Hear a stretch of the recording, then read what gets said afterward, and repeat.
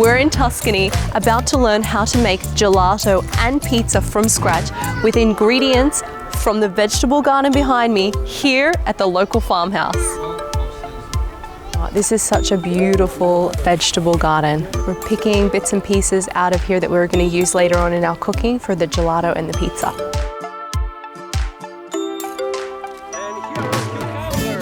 Today we had pizza and gelato scoop. I show you how we prepare the pizza and let you prepare your own pizza. And you fly the dough. Yeah.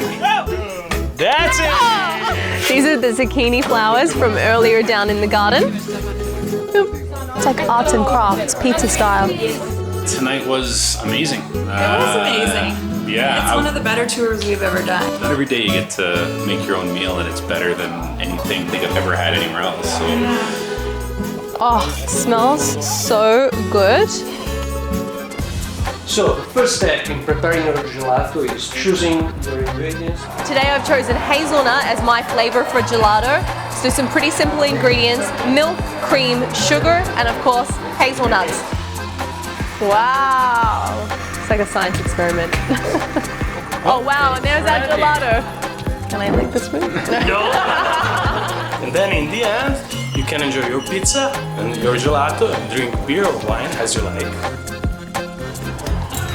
This is my pizza masterpiece. It's not too dry, it's not too crispy. Traditional Napolitana pizza. So these are all of the flavors of gelato that collectively we made as a group. This one is mine, the hazelnut, sage and red salt on pistachio gelato. Who would have thought? But it's delicious. This was a perfect evening, a wonderful dinner with new friends here in Tuscany.